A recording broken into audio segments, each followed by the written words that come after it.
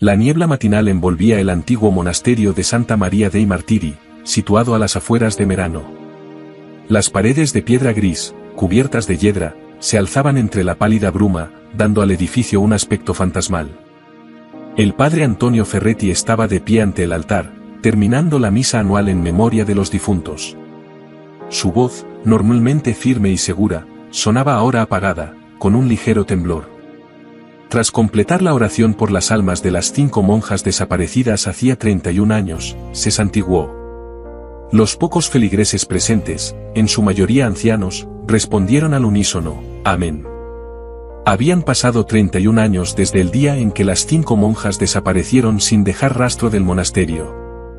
31 años de oraciones, búsquedas y esperanza que se desvanecía poco a poco. Para la mayoría de los habitantes de Merano, la tragedia se había convertido desde hacía tiempo en una vieja historia que se contaba a los turistas en las largas tardes de invierno. Pero para el padre Antonio, cada aniversario era como una herida abierta, porque entre las desaparecidas se encontraba su hermana menor, Laura. Tras la misa, los feligreses se marcharon lentamente, algunos se quedaron para dar el pésame al sacerdote.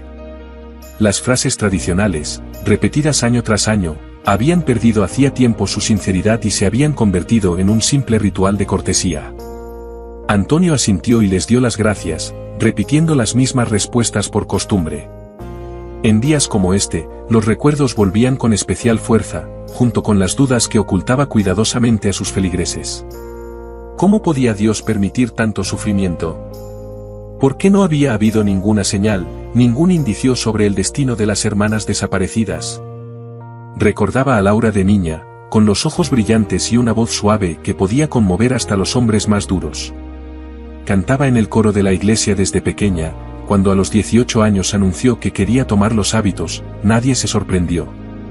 La música sacra era su vocación y el monasterio de Santa María, con su antigua tradición de cantos gregorianos, parecía el lugar perfecto. Antonio recordaba el día en que llevó a su hermana al monasterio. Abril de 1990, los manzanos en flor, el aire impregnado de los aromas de la primavera. Laura llevaba un sencillo vestido gris y una maleta con lo estrictamente necesario. Sus ojos brillaban de emoción por la nueva vida que le esperaba. Hablaba de su deseo de glorificar al Creador a través de la música, calificándolo como el verdadero propósito de su vida. 3 años después, desapareció junto con otras 4 monjas. Sin dejar rastro. Para siempre. Ni una sola pista. El sonido de un cuerpo al caer sacó a Antonio de sus tristes pensamientos. En las últimas filas de la iglesia yacía un anciano. El sacerdote corrió hacia él, intuyendo que probablemente la ayuda llegaría demasiado tarde. El rostro del anciano se había vuelto azul y tenía los ojos en blanco. Era Marco Bianchi, un antiguo pastor conocido por su excentricidad, que vivía en una remota cabaña en la montaña. En los últimos años, rara vez bajaba al pueblo. Antonio lo reconoció enseguida. A lo largo de los años, Marco había acudido a él varias veces, insistiendo en que oía cantar a las monjas en las montañas. Antonio, como todos los demás, pensaba que estaba un poco chiflado. La última vez que se vieron fue hacía aproximadamente un año, cuando Marco intentó convencerlo de que subiera a las montañas a escuchar las voces angelicales. Antonio se había negado educadamente, alegando que estaba muy ocupado. Ahora, al mirar al anciano moribundo, el sacerdote sintió una punzada de culpa. Antonio se arrodilló a su lado, tratando de encontrarle el pulso. Los labios del moribundo se movieron en un susurro apenas audible. Habló del canto que siempre oía en las montañas, de cómo nadie le creía, y mencionó a una mujer vestida de rojo que supuestamente sabía la verdad. Su mano cayó inerte y sus ojos se vidriaron. Antonio los cerró y rezó una breve oración. Unos minutos más tarde, llegó la ambulancia, pero los médicos solo pudieron confirmar la muerte por un ataque al corazón. Las palabras del moribundo seguían atormentando al padre Antonio. Sabía que Marco Bianchi llevaba años afirmando que oía voces de mujeres cantando en las montañas. Los lugareños pensaban que era un anciano extraño, quizá incluso loco. Pero, ¿y si había algo de verdad en lo que decía? ¿Y quién era esa mujer de rojo? Al día siguiente, tras el funeral de Marco, Antonio decidió subir a su cabaña en la montaña. Hacía mucho tiempo que no iba a la montaña y la subida era dura. El sendero rocoso serpenteaba entre pinos, cada vez más empinado. Antonio tuvo que parar varias veces para recuperar el aliento, apoyándose en las rodillas. A sus 59 años, todavía estaba fuerte, pero los años y una vida mayoritariamente sedentaria habían pasado factura. La vieja cabaña se alzaba en una empinada ladera con una hermosa vista del valle y del monasterio. El techo estaba hundido y las paredes se habían oscurecido con el paso del tiempo y el mal tiempo. El pastor no tenía parientes y la cabaña parecía abandonada desde hacía muchos años. La puerta no estaba cerrada con llave, solo cubierta con un trozo de lona. En el interior, había una luz tenue y olía a madera vieja. La única habitación estaba escasamente amueblada, una cama de madera, una mesa, un par de sillas y una cómoda vieja. Sobre la mesa había una lámpara de queroseno y un libro abierto. En un rincón había una pequeña estufa, fría desde hacía tiempo. Unos finos rayos de sol se filtraban a través de las grietas de las paredes, iluminando las partículas de polvo que bailaban en el aire. Antonio no sabía exactamente qué estaba buscando, pero intuía que las palabras del moribundo no habían sido casualidad. En la pared colgaba una fotografía descolorida del monasterio, aparentemente tomada en algún momento de la década de 1980. Debajo había un cuaderno gastado encuadernado en cuero. El sacerdote lo abrió y se quedó paralizado. Las páginas estaban llenas de fechas y notas breves, todas escritas con una letra cuidada. 12 de junio de 1997. Volví a oír el canto. Ladera sur, alrededor de medianoche. 3 de septiembre de 1999. El canto es más fuerte. Suena como el Salve Regina. 24 de diciembre de 2005. Oigo villancicos. Nadie me cree. Las anotaciones continuaban año tras año, hasta el mes pasado. Marco Bianchi había documentado sistemáticamente las veces que había oído cantar desde algún lugar de las montañas. Un canto que sonaba como los cantos gregorianos, como los que interpretaban las monjas de Santa María. Hojeando las páginas, Antonio se topó con otra nota recurrente: el vestido rojo volvió a aparecer. La primera entrada de este tipo databa de 2001, y otras similares aparecían cada pocos meses. La última estaba escrita hacía solo 2 semanas, vestido rojo en la base. Mirando hacia el monasterio. Ella lo sabe todo, sin duda. Mientras seguía registrando la cabaña, Antonio encontró una caja de madera debajo de la cama. Dentro había mapas antiguos de la zona, unos prismáticos y un montón de fotografías. La mayoría de las fotos mostraban el monasterio o las laderas de las montañas cercanas. Pero algunas destacaban la figura borrosa de una mujer con un vestido rojo de pie entre los árboles. No se le veía la cara, solo una silueta recortada contra el verdor.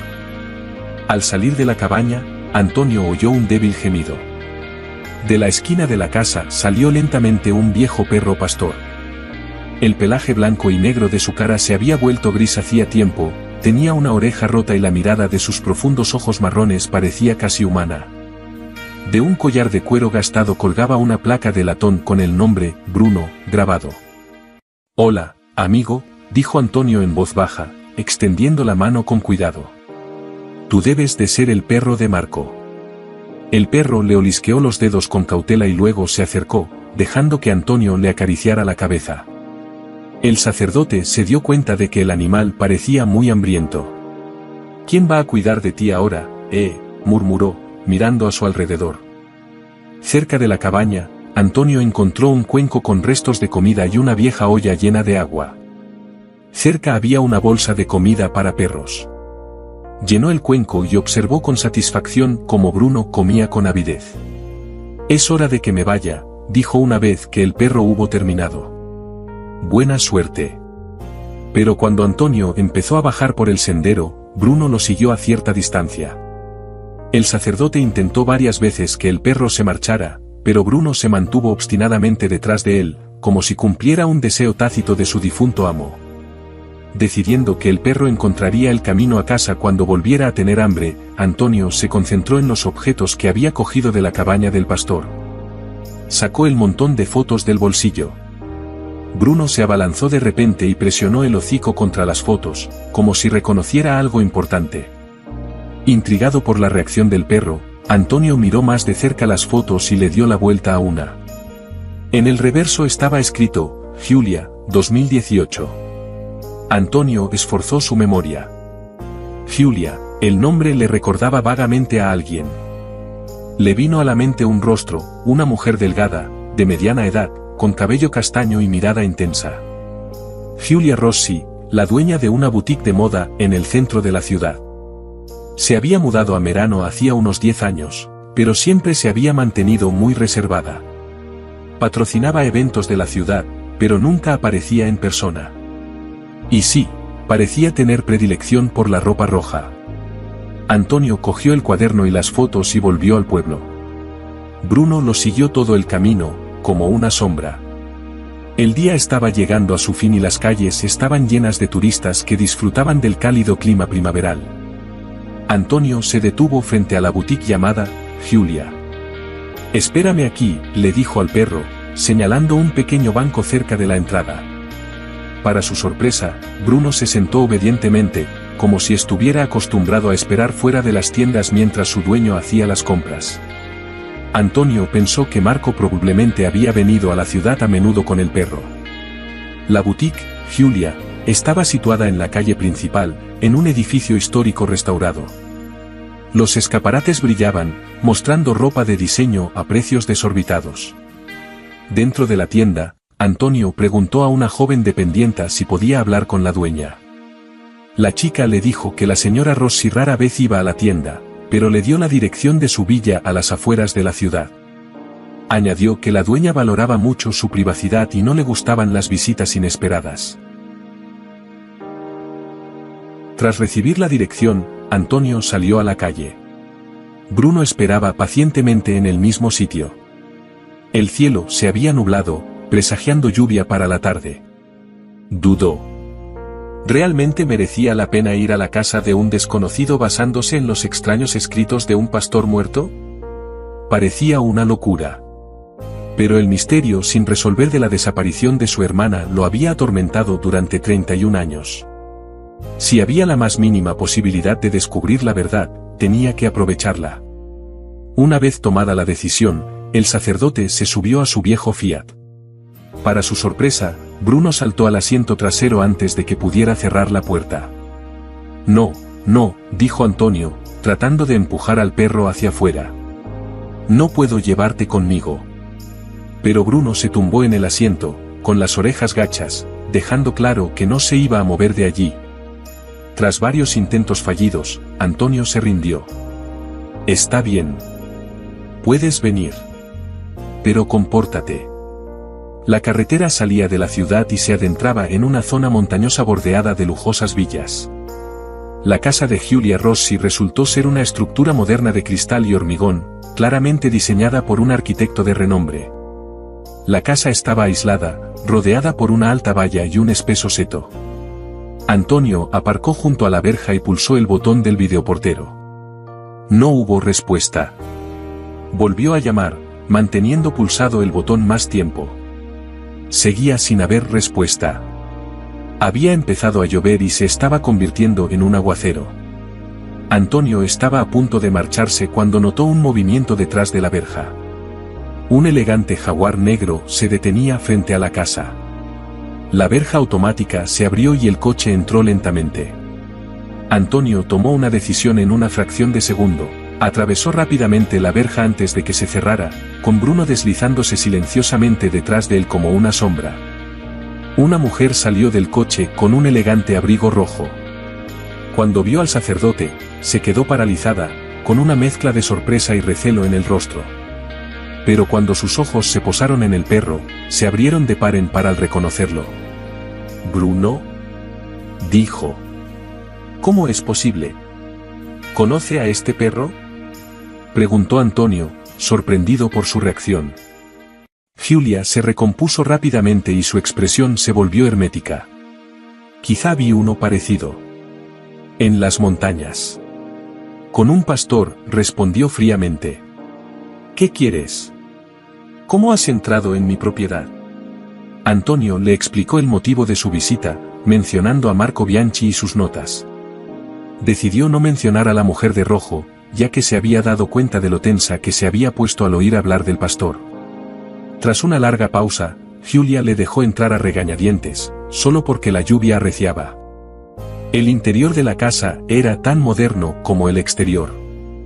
Muebles minimalistas, cuadros abstractos en las paredes y grandes ventanas panorámicas con vistas a las montañas. Giulia le ofreció café a Antonio, moviéndose con rigidez, como una muñeca mecánica. Mientras preparaba la bebida, el sacerdote observó en silencio la habitación. Bruno, al que se le había permitido entrar a pesar del evidente disgusto de la anfitriona, deambulaba por la habitación, olfateando y gimiendo suavemente de vez en cuando.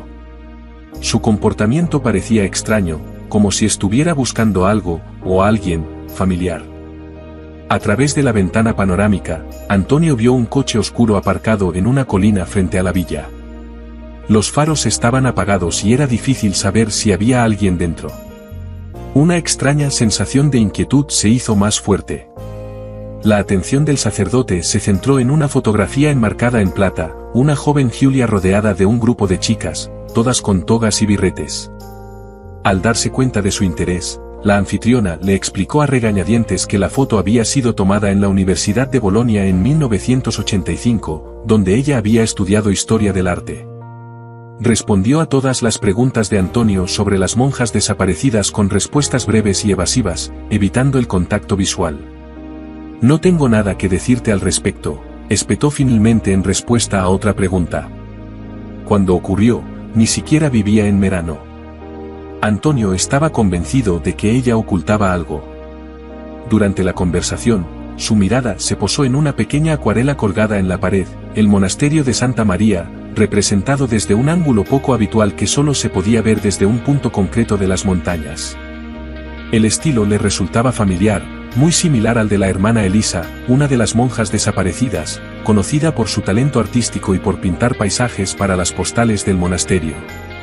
En ese momento, Bruno, que había estado explorando la habitación, se detuvo de repente frente al cuadro. Lo olisqueó, levantó la cabeza y dejó escapar un aullido sordo que poco a poco se convirtió en un sonido inquietantemente parecido a una melodía. Giulia se estremeció y dejó caer la taza, que se rompió en el suelo con un estruendo. Se puso pálida y le empezaron a temblar las manos. «Por el amor de Dios, sacad a ese perro de aquí», exclamó. «Me está asustando». Cuando Antonio preguntó por la acuarela, señalando la firma en la esquina que se parecía a las iniciales de la hermana Elisa, Giulia perdió la compostura. Con firmeza, casi suplicando, le pidió al sacerdote que se marchara. De repente, como por accidente, tiró un jarrón con flores. Mientras Antonio ayudaba a recoger los fragmentos, ella se inclinó y le susurró tan bajo que apenas pudo oírla. «Esta noche. A medianoche. El mirador sobre el monasterio. Ven solo. Me están vigilando». Sin embargo, en voz alta, gritó que llamaría a la policía si no se marchaba inmediatamente. Con lágrimas en los ojos, Giulia prácticamente empujó al sacerdote y al perro fuera de la puerta, dejándolos bajo la lluvia torrencial con innumerables preguntas y la creciente certeza de que la mujer sabía mucho más de lo que decía. Esa noche, Antonio no volvió a casa. En su lugar, se registró en un pequeño hotel al pie de la montaña, donde, por un suplemento, aceptaron alojar a un huésped con perro. Hasta bien entrada la noche, Antonio estudió el cuaderno de Marco Bianchi, buscando patrones en las anotaciones, mientras Bruno dormía acurrucado a sus pies. Por la mañana había dejado de llover, pero el cielo seguía gris y pesado. Antonio llamó a su viejo amigo Paolo Ricci, profesor de geología de la Universidad de Milán, que se encontraba en Merano para asistir a una conferencia.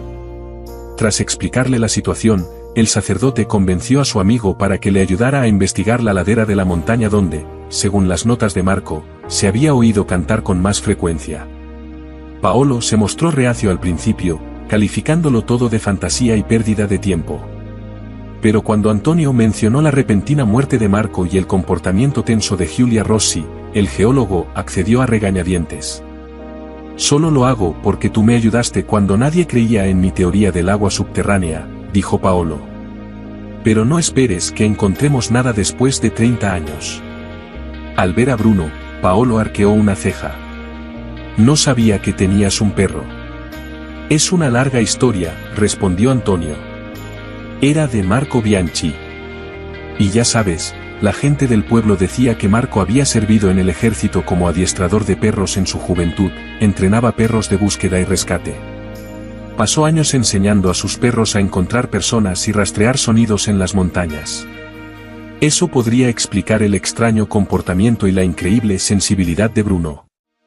Los amigos se adentraron en las montañas con un georradar, un dispositivo utilizado para detectar huecos bajo la superficie. Bruno corría delante, deteniéndose de vez en cuando y esperándolos, como si les estuviera indicando el camino. Durante varias horas, registraron sistemáticamente la zona marcada en el cuaderno del pastor. Al caer la tarde, el dispositivo emitió de repente una serie de señales agudas, lo que indicaba la presencia de una gran cavidad artificial a unos 20 metros bajo la superficie. La forma de la cavidad era demasiado regular para ser una cueva natural, claramente apuntaba a algo artificial, posiblemente un búnker o algún tipo de instalación subterránea. «Increíble», susurró Paolo, mirando la pantalla. «Nunca hubiera pensado que realmente había algo aquí». «Lo siento, Antonio. Parece que tu intuición era correcta». En ese momento, se dieron cuenta de que Bruno, que había estado merodeando cerca, se había quedado paralizado. Se quedó completamente inmóvil, con las orejas erguidas y el hocico apuntando al suelo. Entonces, el perro comenzó a excavar furiosamente cerca del lugar que acababan de escanear. «¿Qué le pasa?», preguntó Paolo. «No lo sé», respondió Antonio, acercándose. «Bruno, ¿qué has encontrado?». El perro siguió excavando con determinación, apartando la tierra con las patas traseras. Pronto apareció un objeto metálico en la superficie. Antonio se arrodilló y ayudó a limpiar la tierra. Era un pequeño tubo metálico que sobresalía ligeramente del suelo. ¿Un conducto de ventilación?, supuso Paolo, arrodillándose a su lado. Antonio limpió con cuidado la parte superior del tubo, quitando la tierra y las hojas. La abertura estaba cubierta por una rejilla oxidada. Pegó la oreja al tubo y escuchó. Silencio. Entonces, tan débil que apenas se distinguía, se oyó un sonido. Era la voz de una mujer cantando el Ave María. «Paolo», susurró Antonio, apenas capaz de contener la emoción. «¿Hay alguien ahí abajo? Oigo cantar». Antonio recordó que esa zona había sido de importancia estratégica durante la guerra. Todavía se encontraban restos de fortificaciones y estructuras defensivas en las montañas. Paolo sugirió ponerse en contacto con expertos y obtener permisos oficiales para excavar, insistiendo en que cualquier acción no autorizada podría ser peligrosa, además de ilegal. Pero Antonio no podía esperar. Algo le decía que no quedaba mucho tiempo. Continuaron buscando una entrada hasta el anochecer, pero no encontraron nada. Bruno los llevó a varios conductos de ventilación, pero ninguno era lo suficientemente ancho como para que pasara una persona. Paolo insistió en que regresaran al pueblo y prometió ponerse en contacto con especialistas a la mañana siguiente. Cuando Antonio regresó al hotel, encontró un pequeño sobre sin remitente en la recepción. Dentro había una nota: medianoche. El mirador sobre el monasterio. Ven solo. G. El reloj marcaba las 10:30 de la noche. Antonio dudó. Ir a una reunión en un lugar apartado por la noche era arriesgado. Pero la curiosidad y el deseo de saber la verdad eran más fuertes. Cogió una linterna, una chaqueta abrigada y se puso en marcha. Bruno, que estaba dormitando sobre la alfombra cerca de la cama, se levantó de un salto y se dirigió hacia la puerta. «No, amigo», dijo Antonio. «Esta vez te quedas aquí». El perro se sentó obstinadamente junto a la puerta, sin apartar los ojos de él. «La nota decía que fuera solo», le explicó Antonio, sintiéndose un poco ridículo al hablarle al perro como si fuera una persona. Podría ser peligroso. Pero cuando el sacerdote abrió la puerta, Bruno se coló entre sus piernas y salió corriendo al pasillo. Tras varios intentos fallidos por traerlo de vuelta, Antonio suspiró y aceptó su compañía. Al fin y al cabo, un par de ojos extra, y sobre todo un olfato tan agudo, podrían ser útiles. El mirador estaba a unos 20 minutos a pie del monasterio, encaramado en un pequeño acantilado. Durante el día, los turistas acudían allí para tomar fotos panorámicas. Por la noche, el lugar estaba desierto y extrañamente silencioso. Los únicos sonidos eran el susurro de las hojas con la ligera brisa y el ulular lejano de un búho. Antonio llegó antes de la hora acordada y esperó sentado en un banco de piedra. Bruno exploraba incansablemente la zona, olfateando y escuchando. Las nubes se disiparon, dejando al descubierto un cielo estrellado y una luna casi llena, que proyectaba una luz plateada y fantasmal sobre el valle. El monasterio, abajo, parecía un grabado medieval, con sus contornos góticos enmarcados contra las oscuras montañas. Sentado en silencio, el sacerdote recordó cuántas veces había venido allí con Laura cuando era niño.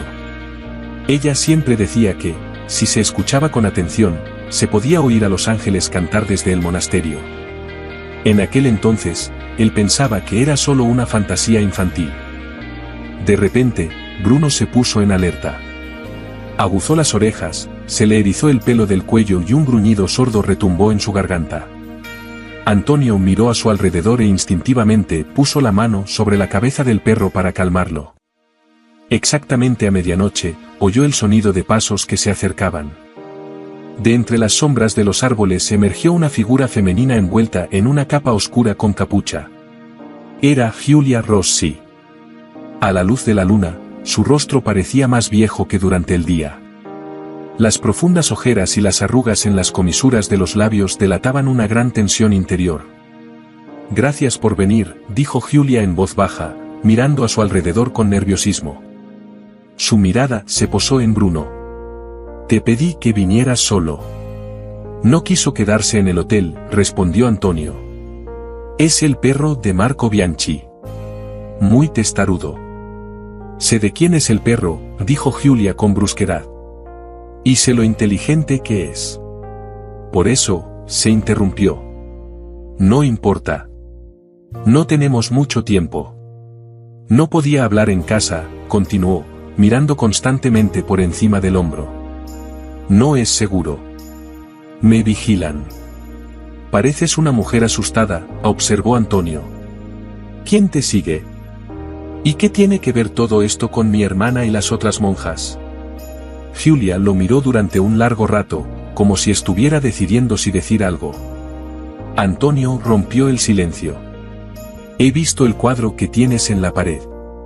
Es obra de la hermana Elisa, ¿verdad?» Ella asintió lentamente, ajustándose la capa. Tras una larga pausa, Giulia decidió finalmente decir la verdad. En 1993 había estado en el convento, estudiando manuscritos antiguos para su tesis sobre la historia del arte religioso. La hermana Elisa, historiadora del convento, la había ayudado a trabajar en los archivos. El último día de su visita, las monjas habían descubierto algo en el sótano, al parecer documentos de la Segunda Guerra Mundial. Giulia se marchó esa noche y a la mañana siguiente se enteró de la desaparición de las monjas. Bruno se levantó de repente y corrió hacia el borde del mirador, donde se detuvo, olfateando y mirando fijamente en la oscuridad. «Viene alguien», susurró Giulia tensa. Antonio llamó al perro, pero Bruno no respondió. La sensación de inquietud se hizo más fuerte. El sacerdote le preguntó a Giulia por qué nunca había contado a la policía lo que había pasado. Su respuesta estuvo llena de amargura: lo había intentado. Al día siguiente de la desaparición de las monjas, Giulia volvió al monasterio, pero la zona ya estaba acordonada. Le contó a un agente su conversación con las monjas de la noche anterior y le dejó sus datos de contacto, pero nadie volvió a ponerse en contacto con ella. Mientras tanto, Bruno volvió a gruñir en voz baja. Tenía la mirada fija en un sendero del bosque. «Alguien nos está observando», susurró Giulia. «Tenemos que irnos. Ahora». Mientras bajaban apresurados por el empinado sendero, Giulia continuó con su relato. Una semana después de la desaparición, ella misma fue a la comisaría para hablar con el capitán Morelli, que dirigía la investigación. Su reacción había sido muy extraña. Afirmó que ella se había equivocado con las fechas e insistió en que ese día no había visitado el monasterio ningún extraño. Además, le insinuó sutilmente que podría tener problemas para obtener su título si seguía insistiendo en su versión de los hechos. Joven y asustada, Giulia había decidido no interferir más. Morelli, murmuró Antonio, recordando al imponente oficial con presencia autoritaria que había tenido una brillante carrera. Pero, ¿por qué regresaste a Merano hace 10 años? ¿Y por qué empezaste a vigilar el monasterio? Giulia se volvió, con los hombros tensos. El sonido de ramas que se rompían resonó detrás de ellos. Tenemos que seguir adelante, dijo con urgencia. Hay otro camino para bajar. Mientras caminaban, Giulia le explicó que, tras obtener su título, había trabajado en la Universidad de Bolonia. Un día, mientras hojeaba periódicos antiguos, se topó con un artículo sobre el extraño suicidio de Franco Valentí, el mismo ingeniero que había dirigido la restauración del monasterio y era la última persona conocida que había visto con vida a las monjas. Había ocurrido solo un mes después de su desaparición. Le entregó a Antonio una hoja de papel doblada con un árbol genealógico de la familia Valentí. Franco era hijo de Aldo Valentí, un oficial que había servido en esa región durante la Segunda Guerra Mundial. Después de la guerra, la familia se había vuelto extremadamente rica e influyente, con empresas constructoras, propiedades y fuertes conexiones con el gobierno. Veo el nombre de Ernesto Valentí. ¿Es el hijo de Franco?, preguntó Antonio. No, ese es su hermano menor. Tras la muerte de Franco, Ernesto heredó todo el patrimonio y lo multiplicó. Hoy en día, Ernesto controla la mitad de los negocios de Merano y tiene una gran influencia política. Estoy convencida de que la desaparición de las monjas, la muerte de Franco y la familia Valentí están relacionados. Resultó que, 10 años antes, tras la muerte de su madre, Giulia había encontrado una extraña nota. En ella, su madre escribía que sabía la verdad sobre el convento y temía por la vida de su hija. Su madre había trabajado como enfermera en el hospital donde, durante la década de 1940, habían sido atendidos oficiales nazis, entre ellos Aldo Valentí. En su diario, describía cómo Valentí había realizado experimentos inhumanos con los prisioneros. ¿Crees que la asesinaron?, preguntó Antonio. Estoy casi segura. Justo antes de morir, mi madre había empezado a recopilar documentos sobre las horribles actividades de Aldo Valentí durante la guerra. Después de su muerte, vendí el apartamento de Bolonia, me mudé a Merano y abrí la boutique, para tener una fuente de ingresos legal y una razón para estar cerca de los asesinos de mi madre. Cuando Antonio le preguntó qué había descubierto en todos esos años de observación, Giulia admitió que no era mucho. Ernesto Valentí era muy cauteloso. Pero había notado que cada año, en el aniversario de la desaparición de las monjas, visitaba un lugar específico en las montañas, el mismo lugar donde habían descubierto el hueco subterráneo ese mismo día. 3 años atrás, había oído cantar a una mujer que entonaba un canto gregoriano, cuyo eco parecía provenir del subsuelo. Desde entonces, la vigilaban, había personas extrañas merodeando por su casa, alguien la había registrado mientras ella no estaba y a menudo oía ruidos sospechosos en su teléfono. Era claramente obra de Valentí. De repente, de una curva del camino, surgió una figura oscura con una pistola. Giulia dio un grito ahogado. Bruno se abalanzó hacia adelante, pero se oyó un disparo sordo y el perro gritó, volando hacia atrás. «Bruno», gritó Antonio, corriendo hacia el perro, pero una mano fuerte lo agarró por el hombro. Un hombre alto, con un abrigo caro salió de entre los árboles. Era Ernesto Valentí. «Qué agradable sorpresa», dijo con una sonrisa fría.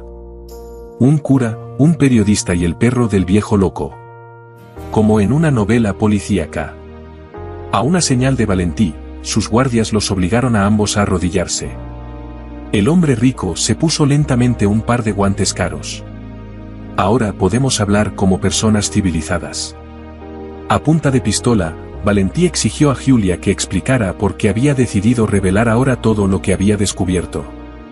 La mujer respondió con firmeza: la muerte de Marco Bianchi no había sido un accidente.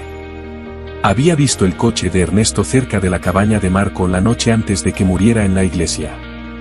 Al principio, el miedo le había impedido aceptar la ayuda del sacerdote, pero luego se dio cuenta de que podría ser la última oportunidad de sacar a la luz la verdad sobre un criminal cruel y poderoso. Al oír esto, Valentí estalló de rabia y abofeteó a Giulia. El sonido seco resonó en los acantilados y la sangre brotó de su labio partido. Ahora tu estúpida investigación no sirve para nada, dijo con frialdad. Los dos sabéis demasiado y todas las pruebas serán destruidas inmediatamente. Lástima que esto termine aquí para vosotros. ¿Qué les hiciste a las monjas?, preguntó Antonio, tratando de ganar tiempo como fuera. Valentí se detuvo, pensando si responder. Luego se encogió de hombros. ¿Yo? Nada. Eso fue cosa de mi difunto hermano. Franco siempre fue sentimental y débil. Cuando las monjas descubrieron los documentos sobre las actividades de nuestro padre durante la Segunda Guerra Mundial, entró en pánico. En lugar de simplemente deshacerse del problema, decidió encerrarlas en un viejo búnker. ¿Un búnker? Ernesto sonrió con aire burlón. Sí, un búnker. Es un refugio de guerra. Nuestro padre lo utilizaba para, digamos, proyectos especiales. Casi nadie lo sabía. Franco le dio otro uso y encerró allí a las monjas. El idiota pensaba que estaba siendo misericordioso, les daba comida, agua, libros. Incluso construyó una capilla improvisada allí abajo. Valentí sonrió con sarcasmo y añadió que, cuando se enteró de la estupidez de su hermano, ya era demasiado tarde para cambiar nada, así que tuvo que mantener el sistema que Franco había establecido. Antonio estaba horrorizado. ¿Esas personas habían mantenido a las monjas bajo tierra durante años solo para proteger su reputación? ¿Solo para enterrar el oscuro legado de los experimentos inhumanos de su padre durante la guerra? Valentí respondió con indignación fingida que él no era un asesino ni un criminal, que solo se había asegurado de que cierta información importante permaneciera enterrada, literalmente. ¿Crees que se trata solo del nombre de la familia?, añadió Valentí con frialdad. Nuestra empresa tiene la mitad de los contratos de la región gracias a mi influencia. Si se descubre la verdad sobre mi padre, no solo perderé mi reputación, sino contratos por valor de miles de millones de euros. ¿Crees que dejaría que 5 monjas lamentables destruyeran lo que mi familia ha construido durante décadas? Mataste a tu hermano, gritó Giulia, escupiendo sangre. Franco se lo buscó. Quería confesarlo todo, expiar los pecados de nuestro padre. Era un sentimental. No entendía que nuestra riqueza, nuestro estatus, nuestros contratos con el gobierno, todo depende de la reputación de la familia. Cuando Antonio preguntó por Marco Bianchi, Valentí respondió irritado que el anciano se había vuelto demasiado molesto, vagando por los conductos de ventilación durante años, escuchando. Lo que más le preocupaba era el perro inteligente que siempre reaccionaba a los ruidos que venían del subsuelo. La gente empezaba a notar su extraño comportamiento. Así que tuvo que encargarse del pastor demasiado curioso. De repente, sonó el teléfono de Valentí. Echó un vistazo a la pantalla y respondió secamente: bien. Procedan de inmediato. Luego se volvió hacia los cautivos con una sonrisa fría. Mientras estamos aquí charlando, mis hombres están destruyendo todas las pruebas del búnker. Pronto no quedará nada, ni siquiera la última monja. Es una pena, después de tantos años de cuidados, pero no me han dejado otra opción. A estas alturas, Valentí se había cansado de la conversación sin sentido. Con calma, ordenó a sus hombres que se ocuparan de los cautivos y luego se deshicieran de los cadáveres en la cantera.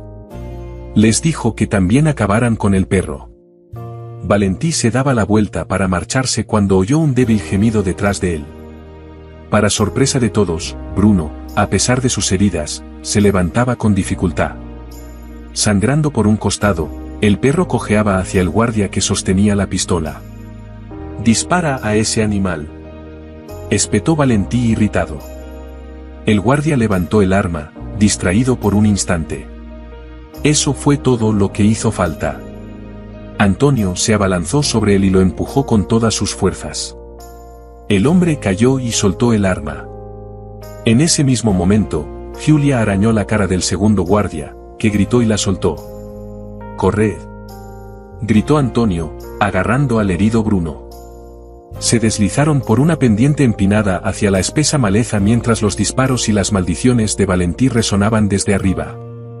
Giulia empujó a Antonio hacia una grieta apenas visible entre las rocas. Se pegaron a la fría piedra mientras los hombres de Valentí pasaban corriendo con linternas. Bruno gimió en silencio entre los brazos del sacerdote por el dolor. «El perro necesita ayuda», susurró Antonio. «Y tenemos que llegar al búnker lo antes posible. Tenemos que ir a la policía». Giulia negó con la cabeza enérgicamente e insistió en que la policía no les ayudaría, ya que muchos agentes estaban a sueldo de Valentí. Tendrían que encontrar la entrada ellos mismos. Tras años observando a Valentí, sospechaba que la entrada podía estar escondida en los antiguos túneles que se encontraban bajo una cantera de mármol abandonada. Avanzaron con cautela por el oscuro bosque, evitando los caminos y los espacios abiertos. Giulia iba delante con confianza, como si hubiera recorrido ese camino muchas veces antes. Al cabo de media hora, llegaron a los restos cubiertos de maleza de unas antiguas estructuras de piedra. En el pasado, allí se había extraído mármol y, durante la guerra, los alemanes habían utilizado los túneles para almacenar armas. Antonio dejó a Bruno en el suelo con cuidado y alumbró con la linterna un túnel que se adentraba en la montaña. Sin dudarlo, entraron en la oscuridad. El túnel se bifurcaba en varias direcciones, pero Giulia elegía cada camino sin vacilar. Antonio solo podía imaginar cómo conocía tan bien aquel lugar. El aire se volvía más frío y húmedo a cada paso hasta que, por fin, llegaron a una puerta metálica empotrada en una pared de piedra. «Aquí», susurró Giulia. «Esta debe de ser la entrada al búnker». La puerta estaba cerrada con un pesado candado. Bruno, herido, se acercó a la pared junto a la puerta y empezó a arañarla con la pata, como si intentara mostrarles algo. Antonio iluminó con la linterna y descubrió un pequeño hueco, oculto bajo la suciedad y las telarañas. Dentro había una llave. «Increíble», susurró. «¿Cómo lo sabía?». Giulia explicó que los perros podían percibir olores mucho más allá de la capacidad humana. Quizás Marco había estado allí antes, observando a Valentí, y Bruno había recordado el lugar. Afortunadamente, la llave encajaba en la cerradura. Detrás de la puerta había un pasillo de hormigón con cables eléctricos que recorrían el techo y luces tenues. Bruno, aunque debilitado por sus heridas, avanzó con determinación. El pasillo les condujo a una gran sala, un centro de control con equipos de radio, mapas polvorientos en las paredes y armarios metálicos.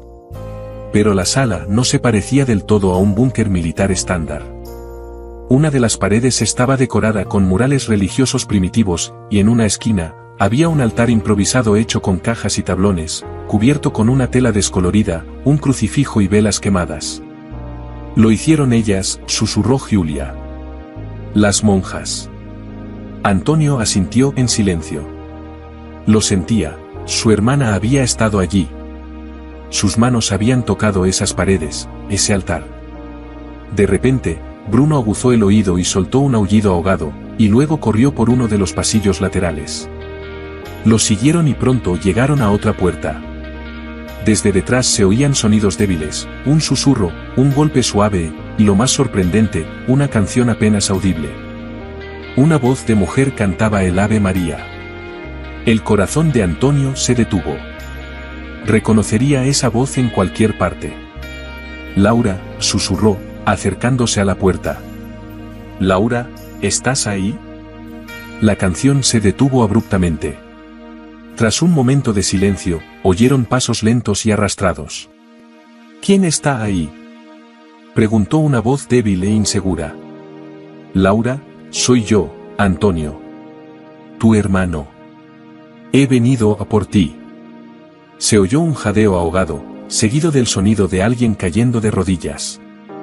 ¿Tony? ¿Eres tú de verdad? ¿O estoy oyendo voces otra vez? Soy yo, hermana. He venido a llevarte a casa. Antonio intentó abrir la puerta, pero estaba cerrada con llave por dentro. Julia supuso que debía de haber un pestillo y le pidió a Laura que intentara abrirla deslizándola. Tras varios minutos angustiosos, oyeron un chirrido metálico y pasos pesados, pero la puerta permaneció cerrada. Tengo miedo, susurró Laura desde el otro lado. ¿Y si es otro sueño? He soñado tantas veces que venías a buscarme, Tony. Esto no es un sueño, hermana, temblaba la voz de Antonio. Soy real. ¿Vas a abrir la puerta? Tras una larga pausa, la puerta se abrió lentamente con un chirrido. Por el hueco, vieron parte de un rostro, un ojo cauteloso y una piel pálida y arrugada. Dios mío, susurró Laura al reconocer a su hermano. La puerta se abrió más. Ante ellos se encontraba una anciana con un hábito gastado y muy remendado que parecía una túnica de monja. Su corto cabello gris y su rostro arrugado por el paso de los años delataban décadas sin ver la luz del sol. Pero sus ojos, oscuros y profundos, eran los mismos que Antonio recordaba de su infancia. Laura, susurró, dando un paso adelante con los brazos extendidos. La monja retrocedió ligeramente, como protegiéndose. Todo su cuerpo temblaba. No te acerques demasiado, susurró. No estoy acostumbrada a la gente. No he visto a nadie más que al guardián durante muchos años. Antonio se detuvo, dejándole espacio. Luego extendió suavemente la mano. Soy yo, Laura. Tu hermano Tony. He venido a llevarte a casa. La monja dio un paso vacilante hacia adelante, luego otro. Con dedos temblorosos, le tocó la mejilla, como si no pudiera creer lo que veían sus ojos. Has envejecido, susurró, y en su voz brilló una chispa de la antigua Laura. Tienes canas. Tú también, dijo Antonio en voz baja, con los ojos llenos de lágrimas. De repente, Laura se echó en sus brazos y se apretó contra su pecho. Su cuerpo temblaba por los sollozos, los que había reprimido durante décadas. Antonio la abrazó con fuerza, temeroso de soltarla, como si fuera a desaparecer de nuevo. Cuando pasó la primera oleada de emoción, Antonio le preguntó por el guardián que había mencionado. Laura le explicó que así llamaban al hombre que les traía comida, agua, a veces, libros y velas. Siempre llevaba una máscara y nunca mostraba su rostro. Antonio se dio cuenta de que se refería a Valentí. Mirando más allá de su hermana, hacia el interior de la celda, le preguntó si estaba sola. Laura negó con la cabeza y señaló la esquina de la habitación, donde había cruces de madera improvisadas sobre pequeños montículos de tierra. Con dolor en la voz, le contó el destino de las otras monjas. La hermana Giovanna fue la primera en morir, le falló el corazón. Luego Marta, de neumonía. Francesca aguantó más, pero falleció en 2009. Elisa, a quien Laura llamaba su segunda madre, estuvo con ellas hasta hace 2 años. Cuando su atónito hermano le preguntó cómo habían sobrevivido todos esos años, Laura le explicó que, al principio, estaban bien atendidos. El primer guardián, que parecía haber sido Franco, parecía preocuparse sinceramente por ellos. Después de que él desapareció, las cosas se pusieron más difíciles. Pero entonces ocurrió un verdadero milagro, las monjas encontraron un manantial subterráneo detrás de una de las paredes. El segundo guardián, presumiblemente Ernesto, traía comida con mucha menos frecuencia, a veces solo una vez a la semana, normalmente solo sobras de su propia mesa. Así que las monjas aprendieron a cultivar setas en la oscuridad, cazaban murciélagos que entraban por los conductos de ventilación e incluso comían insectos y gusanos. La supervivencia se convirtió en su oración diaria. Bruno, que se había quedado atrás, se acercó cautelosamente a Laura. Ella se estremeció al principio, pero luego extendió la mano con vacilación para tocarle la cabeza. Este viejo perro, susurró con una ternura inesperada. Oía su voz por encima de nosotros, cerca de los conductos de ventilación. A veces nos hablaba, aunque no podía vernos. Creo que era el único que creía que seguíamos vivos. El perro se tumbó a sus pies, como si por fin hubiera cumplido su misión. De repente, desde algún lugar más profundo del búnker, se oyó un ruido metálico y voces lejanas. «Valentí», dijo Julia tensa. «Ha entrado por otra entrada. Tenemos que irnos, ahora mismo». Laura retrocedió aterrorizada, a punto de caer. «No. No puedo salir. El guardián nos castigará». «Laura, escúchame», dijo Antonio con firmeza pero con suavidad, mirándola a los ojos. «Ernesto Valentí es un criminal que te ha retenido aquí contra tu voluntad durante 30 años. Ha matado a mucha gente y también quiere matarnos a nosotros. Tenemos que huir». La monja miró con impotencia hacia su celda, la pequeña habitación que había sido todo su mundo durante las últimas 3 décadas. «Pero mis cosas, mi libro de oraciones, el crucifijo». «No hay tiempo», dijo Antonio con tono definitivo, tomándole la mano. «Tenemos que irnos. Por favor, confía en mí». Temblando, Laura asintió. Dio un paso vacilante más allá del umbral, el primero que daba al exterior en 30 años. Ese pequeño paso le costó todas las fuerzas que le quedaban. Corrieron por los pasillos, llevando en brazos a la hora débil Bruno. Las voces y los pasos de sus perseguidores se hacían cada vez más fuertes. Cerca de la salida, se oyó un disparo. Una bala impactó en la pared junto a ellos, levantando una nube de polvo. «¡Corre!», gritó Antonio, empujando a Laura y Julia hacia adelante. Una vez fuera de la cantera, corrieron hacia el bosque. Laura avanzaba con paso inestable, sus piernas, poco acostumbradas a correr, tropezaban con cada piedra. Respiraba con dificultad y el sudor brillaba en su pálido rostro. Antonio la sostenía, ayudándola a avanzar por el terreno. Julia llevaba al herido Bruno. Con cada paso, Laura parecía más desorientada. Entrecerraba los ojos incluso bajo la tenue luz de la luna y gemía suavemente cuando la brisa le rozaba la piel. Los sonidos, los olores, las sensaciones de este nuevo mundo la abrumaban tras décadas de aislamiento. «No puedo seguir», susurró con voz ronca, a punto de desmayarse. «Debes hacerlo, hermana», la instó Antonio. «Solo un poco más, por favor». De repente, una granada aturdidora explotó frente a ellos, cegándolos durante unos segundos. Laura gritó de dolor y se cubrió los ojos, que nunca habían visto tanta luz. Antonio la agarró y la arrastró por entre los arbustos, casi ciego él también. «Por aquí», gritó Julia, al ver una estrecha grieta entre las rocas. Se metieron dentro y Antonio se dio cuenta con horror de que era un callejón sin salida. Estaban atrapados. Afuera, los hombres de Valentí barrían la zona con linternas. Un haz de luz se deslizó por la entrada de su escondite. Antonio abrazó a su hermana con fuerza, dispuesto a defenderla hasta el final. De repente, se oyó un fuerte aullido procedente de arriba. Era Bruno, de algún modo, el perro había trepado por las rocas y distraía a los perseguidores con sus ladridos. Mientras los hombres de Valentí corrían en esa dirección, los fugitivos aprovecharon la oportunidad y salieron de la grieta, dirigiéndose en dirección contraria. Caminando con dificultad y tropezando, continuaron bajando hacia la carretera. Antonio decidió que tenían que llegar a la ciudad, Valentí no se atrevería a atacarlos en público. Laura se movía como en trance, con los ojos muy abiertos, escudriñando el mundo que la rodeaba. Todo le resultaba extraño y salvaje después de tantos años bajo tierra. Al llegar a una carretera rural, vieron que se acercaba un coche. Antonio se lanzó a la carretera, agitando los brazos desesperadamente. El coche se detuvo. Al volante había un joven que miraba con asombro al extraño grupo, un sacerdote, una mujer bien vestida con un labio partido y una anciana frágil con ropas extrañas. Cuando el conductor preguntó qué pasaba, Antonio le explicó que necesitaban llegar urgentemente a la ciudad, que era una cuestión de vida o muerte. Tras dudar un momento, el joven accedió a dejarlos subir al coche.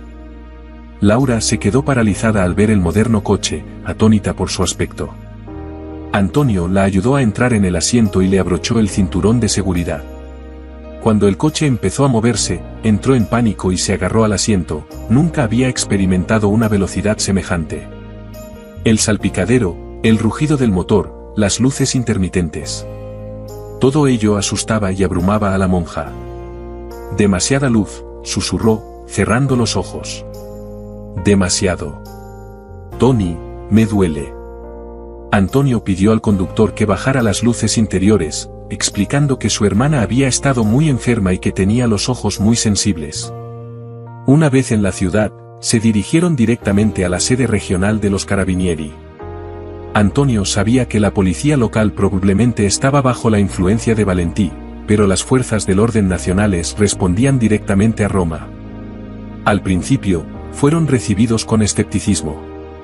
La historia de unas monjas que habían pasado 31 años en un búnker subterráneo parecía demasiado inverosímil. Pero cuando Laura comenzó a relatar los detalles de su cautiverio, nombrando a personas fallecidas hacía mucho tiempo y describiendo Merano tal como era a principios de la década de 1990, el escepticismo se convirtió gradualmente en asombro. El capitán Giovanni Rossi, un oficial con bigote, ordenó una operación inmediata. Si el búnker realmente existía y contenía pruebas de los delitos descritos, había que investigarlo de inmediato y arrestar a Valentí. Giulia les advirtió que actuaran con rapidez, ya que Ernesto intentaría sin duda destruir todas las pruebas restantes. Antonio estaba preocupado por Bruno, que seguía en algún lugar de las montañas, y el capitán dio órdenes especiales para que un equipo de búsqueda localizara al perro herido. Mientras se organizaba la operación, un médico examinó a Laura. Insistió en que fuera hospitalizada de inmediato, pero la monja se negó a ir hasta estar segura de que Valentí sería llevado ante la justicia. Laura se estremecía con cada ruido fuerte y evitaba a los desconocidos. Cuando alguien sacaba un teléfono móvil, casi se desmayaba del miedo ante aquel extraño dispositivo parpadeante. Cada nueva experiencia era para ella un milagro y una prueba. Antonio no soltó la mano de su hermana durante mucho tiempo. Después de tantos años de desesperación, por fin estaba allí, agotada, envejecida prematuramente, pero viva. «Cuéntame», susurró Laura, «¿qué ha pasado todos estos años? ¿Nuestros padres?» Antonio le contó que su padre había muerto 5 años después de su desaparición, de un ataque al corazón. Hasta el último día, había creído que ella volvería. Su madre vivió más tiempo y falleció tranquilamente mientras dormía en 2010. Laura recibió la noticia con la misma calma y sabiduría que siempre la habían distinguido. 30 años de aislamiento le habían enseñado a aceptar lo inevitable. ¿Y tú, Tony? ¿Eres feliz siendo sacerdote? La pregunta inesperada hizo que Antonio se detuviera. Sí, supuso que era feliz. Había dudado de sí mismo, especialmente después de su desaparición. Había estado enfadado con Dios, con la Iglesia, con el mundo. Pero con el tiempo se dio cuenta de que ayudar a la gente, darles esperanza, era su verdadera vocación. La operación comenzó al amanecer. Una unidad especial de los Carabinieri rodeó la finca de Valentí, mientras otro equipo se dirigía a la cantera abandonada. Antonio insistió en acompañarlos, temía que sin él no encontraran la entrada secreta al búnker. Sorprendentemente, Ernesto Valentí no intentó escapar. Recibió a la policía en su despacho, bebiendo whisky con calma, como si los estuviera esperando. Cuando le informaron de su detención, el rico hombre se limitó a sonreír con aire burlón. «No probaréis nada», dijo. «Soy un hombre de negocios respetado y estas ridículas acusaciones son producto de una imaginación delirante». Pero Valentí había subestimado la meticulosa documentación que las monjas habían conservado durante su cautiverio. En las paredes de la celda de Laura estaban grabadas fechas, nombres y acontecimientos. Habían registrado todas las visitas del guardián, cada palabra que pronunciaba. Y lo más importante, habían conservado los documentos que lo habían desencadenado todo. En un pequeño nicho debajo del altar improvisado, los investigadores encontraron una carpeta envuelta en hule que contenía documentos desgastados por el tiempo, fotos, informes, listas de nombres, registros de experimentos inhumanos realizados en el búnker durante la Segunda Guerra Mundial. Entre las firmas, un nombre destacaba claramente: Coronel Aldo Valentí. Igualmente condenatorios eran los diarios de Ernesto, descubiertos durante un registro minucioso de su casa. En ellos, detallaba cómo se había enterado por su hermano de la existencia de las monjas, cómo las había cuidado tras la muerte de Franco y cómo había eliminado sistemáticamente a cualquiera que pudiera revelar la verdad, incluidos la madre de Giulia y Marco Bianchi. Para gran alivio de Antonio, el equipo de búsqueda logró encontrar a Bruno, vivo, aunque debilitado por la pérdida de sangre. El perro fue trasladado inmediatamente a un veterinario. Valentí fue arrestado junto con varios altos funcionarios que habían ayudado a encubrir la verdad durante años. La historia de la monja cantante, como los periodistas apodaron a Laura, se extendió por todo el mundo. Los periodistas se agolparon alrededor del hospital, con la esperanza de conseguir una entrevista o al menos una foto. Una semana después, Laura finalmente se atrevió a mirarse en el espejo. Hasta ese momento, había evitado su reflejo, vagamente consciente de los cambios que el tiempo había provocado. Antonio estaba a su lado cuando entró en el cuarto de baño y se detuvo frente al gran espejo de pared. Una mujer de cabello canoso, con profundas arrugas y mejillas hundidas, la miraba fijamente. Su piel, que no había visto la luz del sol en 31 años, era de un tono pálido y enfermizo, casi translúcida. Solo sus ojos seguían iguales, de color marrón oscuro, con la misma luz interior que tenían en su juventud. Laura se llevó lentamente la mano al rostro, como para comprobar si era realmente ella. Sus dedos temblaban al tocar las arrugas alrededor de los ojos, el pelo corto y canoso, los pómulos afilados. «No me reconozco, Tony», susurró. «¿Dónde está la niña que entró en el convento?» Antonio se colocó a su lado y ahora el espejo reflejaba a un hermano y una hermana, dos personas mayores separadas por el tiempo, pero unidas por la sangre y el dolor compartido. «Sigue aquí», dijo él con ternura, señalando sus ojos en el reflejo. «En tu interior. El tiempo ha cambiado el envoltorio, pero no el alma». Laura siguió mirando su reflejo, acostumbrándose poco a poco a la nueva imagen de sí misma. Las lágrimas se le acumularon en los ojos, pero no lloró. En lugar de eso, enderezó la espalda y echó los hombros hacia atrás, como si aceptara su nuevo cuerpo como su nueva realidad. «Entonces tendré que conocer a esta mujer», dijo con una leve sonrisa. «Aprender a vivir en este nuevo cuerpo». La rehabilitación de Laura avanzó lenta pero constantemente. Su estado físico era sorprendentemente bueno, dadas las circunstancias. Los médicos lo atribuyeron a las rutinas físicas diarias que las monjas habían mantenido incluso durante el cautiverio y a la estricta disciplina que se habían impuesto. La adaptación psicológica fue más difícil. El mundo de 2024 era radicalmente diferente al que Laura recordaba. La primera vez que vio un televisor encendido, retrocedió asustada ante las imágenes en movimiento. Los teléfonos inteligentes le parecían instrumentos de brujería. Cuando Antonio le mostró una videollamada, susurró: «¿Es magia o un milagro de Dios?». Incluso los electrodomésticos más comunes la desconcertaban. Cuando vio un horno microondas, Laura se santiguó y dudó mucho antes de acercarse. El ruido de la ciudad fuera de la ventana del hospital la hacía sobresaltarse y taparse los oídos. Pero poco a poco, empezó a adaptarse.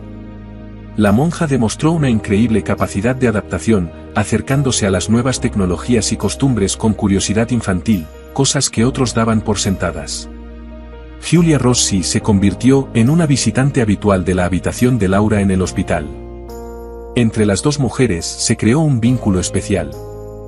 Giulia comenzó a documentar los recuerdos de Laura sobre sus años de cautiverio, con la intención de escribir un libro que no solo relatara los horrores del pasado, sino que también celebrara la increíble fuerza del espíritu humano. Bruno, cuya vida había sido salvada por los veterinarios, se convirtió en la mascota no oficial del hospital. Pasaba los días en la habitación de Laura, durmiendo junto a su cama, como si siempre hubiera sido su fiel compañero. Para una mujer que se había acostumbrado a la soledad, su silenciosa presencia era un consuelo inestimable.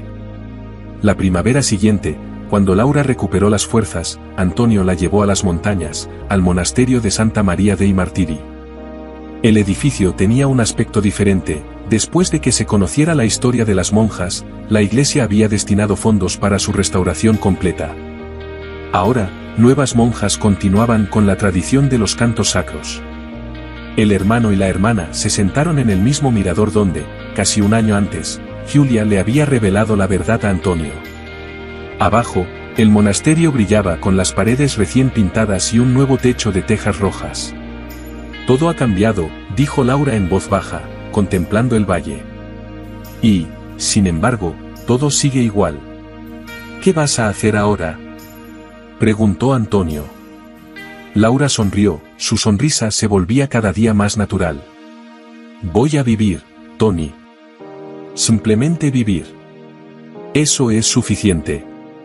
Un mes más tarde, Laura decidió volver al monasterio, no inmediatamente como monja, sino primero como ayudante. La priora, una mujer joven pero sabia, la acogió con los brazos abiertos, reconociendo la profunda fuerza espiritual que se escondía tras la frágil apariencia de Laura. Desde el monasterio, la misa vespertina resonaba en la colina. Los mismos himnos gregorianos que Laura había cantado en la cámara subterránea ahora se elevaban libremente sobre el valle. Cerró los ojos, escuchando las melodías familiares, y sus labios articularon en silencio las palabras en latín. Antonio observaba a su hermana con ternura. A pesar del cabello canoso y las arrugas, aún podía ver a la joven que había entrado con él en el monasterio 32 años atrás. Las penurias no habían quebrado su espíritu. Bruno yacía a sus pies, con la cabeza levantada, escuchando el canto lejano, como si él también comprendiera su significado. ¿Sabes qué es lo que más extrañaba, Tony?, preguntó Laura de repente. No era la comida, ni la comodidad, ni siquiera la libertad. Extrañaba el horizonte. La posibilidad de ver a lo lejos. En el búnker, la mirada siempre se detenía en una pared. Pero aquí, dijo, señalando con el brazo la vista panorámica que se extendía ante ellos. Aquí se puede mirar hasta el infinito. Un año después, Antonio se encontraba de nuevo ante el altar del monasterio de Santa María dei Martiri. Pero esta vez, la ceremonia era diferente, no se trataba de un triste recuerdo de los desaparecidos, sino de una misa solemne en memoria de las 4 monjas que no habían vivido para ver su rescate. En las paredes de la capilla colgaban sus retratos, pintados a partir de las descripciones de Laura. En lugar de un puñado de feligreses, la iglesia estaba abarrotada. La historia de la monja cantante había atraído a visitantes de todo el mundo, todos ansiosos por escuchar al coro de Santa María, y especialmente, la voz de la mujer que había sobrevivido 31 años en cautiverio. Laura estaba de pie entre las demás monjas, vestida con el hábito de postulante. Aún no había vuelto a tomar los votos, pero ya había regresado a la vida monástica. Su cabello gris había crecido y enmarcaba su rostro en suaves ondas. Tenía las mejillas sonrosadas por el sol y el aire fresco. En sus ojos, antes acostumbrados solo a la oscuridad, ahora brillaba la luz de las vidrieras. Cuando comenzó el himno, Laura cerró los ojos y cantó. Su voz, pura y penetrante, se elevó bajo la bóveda de la antigua iglesia. La misma voz que había resonado en la oscuridad del búnker ahora llenaba el espacio con la luz del sol. La iglesia quedó en silencio, hipnotizada por el canto de Laura. En su voz, que había soportado décadas de silencio sin perder su claridad, había dolor, alegría y una fe inquebrantable. Muchos de los feligreses lloraban abiertamente. Más tarde, algunos dijeron que habían sentido la presencia de algo superior, como si la voz de Laura se hubiera convertido en un puente entre la tierra y el cielo, entre el pasado y el futuro, entre la desesperación y la esperanza.